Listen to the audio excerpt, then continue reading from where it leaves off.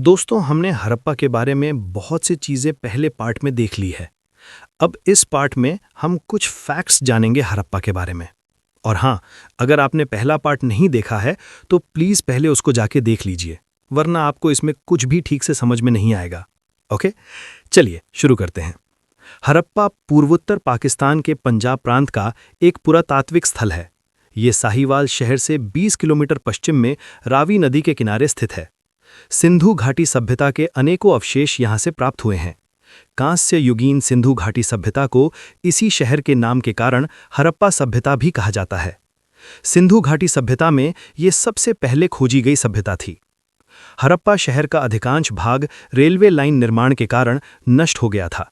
इस सभ्यता से तांबे की इक्का गाड़ी, उर्वरता की देवी, कांस्य दर्पण, मछुआरे का चित्र, गरुड़ की मूर्ति, अवलोकितेश की मूर्ति साक्ष्य के रूप में मिले हैं। इसको हमने पहले पार्ट पर डिटेल में बता दिया है। अब इस पार्ट में बस कुछ फैक्ट्स हैं। हड़प्पा की थाली, द एंशिएंट किचन। इमेजिन कीजिए 4,500 साल पहले का एक किचन। वहां आज की तरह गैस स्टोव तो नहीं था, पर मिट्टी के बड़े बड़े चूल्हे जल रहे थे। The staples. हड़प्पा के लोग दुनिया के पहले लोग थे जो गेहूं यानी कि व्हीट और जौ यानी कि बार्ली की रोटियां खाते थे। वो लोग मटर यानी कि पीज और तिल यानी कि सेसमी का भी खूब इस्तेमाल करते थे। नॉनवेज या वेज, वो दोनों खाते थे। खुदाई में मछलियों की हड्डियां और मुर्गी, बकरी और भैंस के अवशेष मिले हैं। इनफैक्ट दुनिया में तंदूरी चिकन का सबसे पुराना सबूत भी इसी सभ्यता से मिला है। मसाले, द फ्लेवर। क्या आपको लगता है वो फीका खाते थे?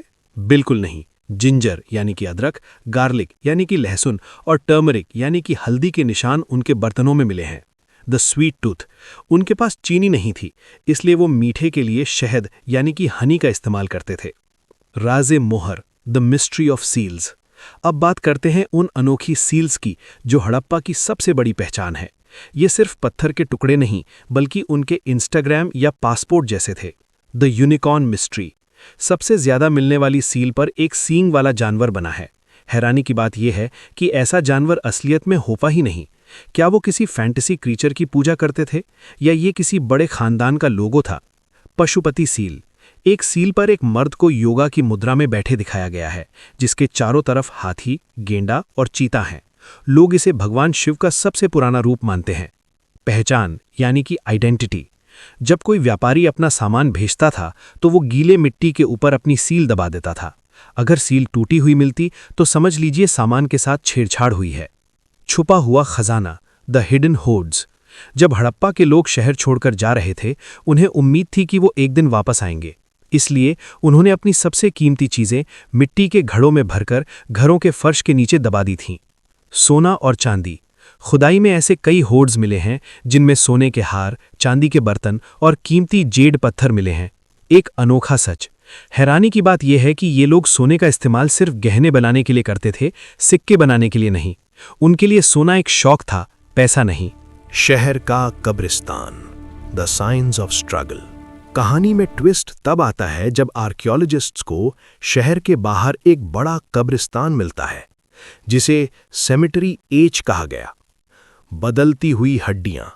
साइंटिस्ट्स ने जब इन कंकालों, स्केलेटन्स की जांच की तो उन्हें पता चला कि आखिरी वक्त में लोग भूखमरी यानी मैल न्यूट्रिशन का शिकार थे। बीमारी का हमला। कुछ निशान ऐसे मिले जो बताते हैं कि शायद कोई बड़ी महामारी जैसे मलेरिया या प्लेग शहर में फैल गई थी। शहर जो कभी साफ सफाई के लिए जाना जाता था, अब कचरे और बीमारी से भरने लगा था। इमेजिन कीजिए एक ढलते हुए सूरज को।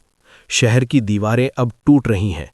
आर्यन और माम जैसे हजारों लोग अपना थोड़ा बहुत सामान बांधकर शहर के बड़े दरवाजे से बाहर निकल रहे हैं। उनका पहला मकसद था पानी की तलाश। वो पूरब की तरफ बढ़े, जहां यमुना और गंगा नदियां बहती थीं। अनोखा फैक्ट। वो लोग शहर तो छोड़ गए, लेकिन अपना हुनर साथ ले गए। आज भी भारत के कई गांवों में मिट्टी के बर्तन बनाने का वही ढंग इस्तेमाल होता है जो हड़प्पा में होता था। वो मरे नहीं, वो हम में मिल गए।